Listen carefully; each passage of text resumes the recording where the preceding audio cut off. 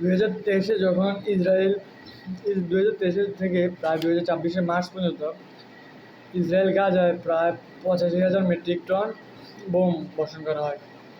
যা ভাবেন, এই সমপরিমাণ বোম দ্বিতীয় বিশ্বযুদ্ধের সময় ইংল্যান্ডের 3টি শহর লন্ডন, হামবার্গ এবং ডিজনিল্যান্ডে এই 3 শহরে বর্ষণ করা হয়। মানে দ্বিতীয় বিশ্বযুদ্ধ ছিল মানব ইতিহাসের সবচেয়ে ভয়াবহ বিভীষিকাময় অধ্যায়।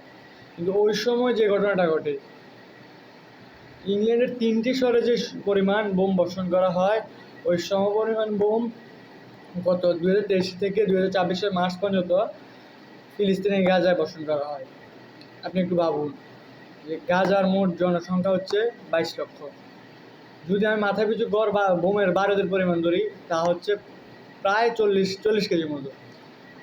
একজন বাচ্চার ওজন বা একজন 10 বছর বা 15 বছর বয়সের মানুষের বা সাধারণ প্রাপ্তবয়স 15 বছর, বর্তমান সময়ে 15 বছর বয়সের মানুষের ওজন কতটুকু? হয়তো বেশি তো বেশি এরকমই 50 কেজি বা 45 কেজি।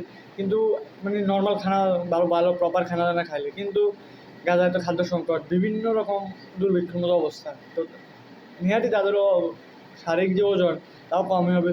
ধরেন 40-এর আসে, তো একজন 15 বছর বয়সের মানুষের ওজনের সমপরিমাণ মাথায় পিছু বারুদ এই গত 3 বছরে, আনুমানিক 3 বছর প্রায় 3 বছরে মানে ইসরায়েল দখলদার বাহিনী নিরীহ গাজা ফিলিস্তিনিবাসীর উপর বর্ষণ করে। কিন্তু আপনি ভাবেন যে তারা কি শুধু চায় যে গাজা দখল নিতে? আসলে তারা শুধু গাজা দখল নেওয়ার জন্য না, তারা মূলত এই যে জমিনটা আছে আল-আকসার চারদিক, যেখানে মূলত যেমন বর্তমান সময়ে কাবার চারদিকে মক্কা নগরী এখানে কিন্তু মানব বসতি মুসলিম নগরী গড়ে উঠেছে। একসময় কিন্তু এই মক্কা নগরী তো কাফেররা মূর্তি শিরক করতো, মূর্তি পূজা করতো।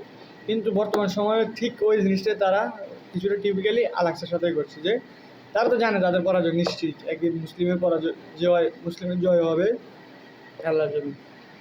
কিন্তু তারা চায় যে যেহেতু তাদের হাতে ক্ষমতা যখন না থাকবে, মানে মুসলিমরা যাতে চাইলেও যে এই আল-আকসা মসজিদের চারপাশে মুসলিম কলোনি গঠন না করতে পারে, মানে মুসলিম এলাকা মুসলিম পাড়া যাতে গঠন না করতে পারে, তারা এই পরিমাণ মানে এমনভাবে এই এলাকার মাটিগুলো নষ্ট করা হচ্ছে, পরিবেশটাকে তারা বারুদ দিয়ে নষ্ট করা হচ্ছে। যার আমরা বিভিন্ন যেমন টিএনটি রিপোর্ট অনুযায়ী দেখা যায়, টিএনটি নিউজ রিপোর্ট অনুযায়ী দেখা যায়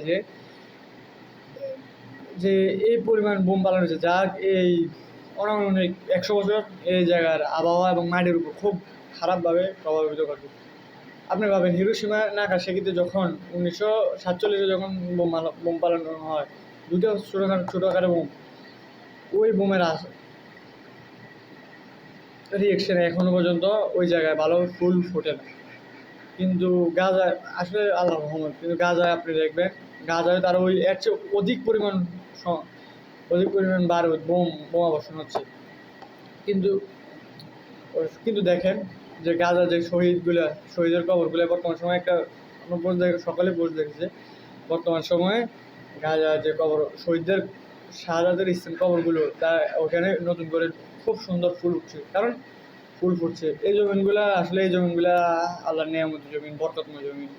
এই জমিনেই বিশেষ নবী রাসূলগণ আসছেন, এই জন্যই কিন্তু তাদের আশা। তবে এটা একটা ভাবার বিষয় যে আমরা কী পরিমাণ নীচ জাতি বা নীচ মন মানসিকতার সময় যুগ বসবাস করছে, যেখানে শান্তির বার্তা তারাই দেয় যারা নিরলস একজন নিরীহ মানুষের উপর একজন বয়স সমপরিমাণ একজন মানুষের সাধারণ মানুষের সমপরিমাণ ওজনের সমপরিমাণ বোমা বর্ষণ হচ্ছে। আবার তারাই বলে যে আমরা চাই শান্তি, আমরা যুদ্ধ চাই না। আসলে এটা হচ্ছে পুরো ধোঁকা, এরকম আর কি। আমরা সবাই না ইচ্ছা করবে এটারই একদম জান মারা শেষ, মারার পরে কই আমরা শান্তি চাই, আমরা যুদ্ধ চাই না। এটা হচ্ছে পুরো বোকা। তবে আসলে বর্তমান সময়ে আমরা পশ্চিমা হচ্ছে একটা পুরোই ধোঁকা, এটা কোনো সভ্যতাই না। পশ্চিমারা হচ্ছে রাক্ষস, এটা হচ্ছে নরপিশাচ, তারা হচ্ছে শয়তানের পূজারী। তাদের একটাই লক্ষ্য মুসলিমদের কীভাবে দিন থেকে দূরে সরানো যায়, এই পৃথিবী থেকে নিশ্চিহ্ন করা যায়। কিন্তু আল্লাহর জমিনে ইসলাম থাকবে একদিন তো একদিন কিয়ামত হবে। কিয়ামত তো হবে যেদিন এই জমিন থেকে ইসলাম উঠে যাবে, ওই দিনটা এই জমিন কিয়ামত ধ্বংস হয়ে যাবে। আল্লাহর বিধান যখন এই জমিন থেকে উঠে যাবে তখন তো হয়ে যাবে। আমাদের উচিত তাদের থেকে শান্তি পরামর্শ না নিয়ে, শান্তির আশা তাদের থেকে না করি, তাদের জীবন পদ্ধতি বাদ দিয়ে আমাদের নিজস্ব জীবন পদ্ধতিতে আসা। ধন্যবাদ।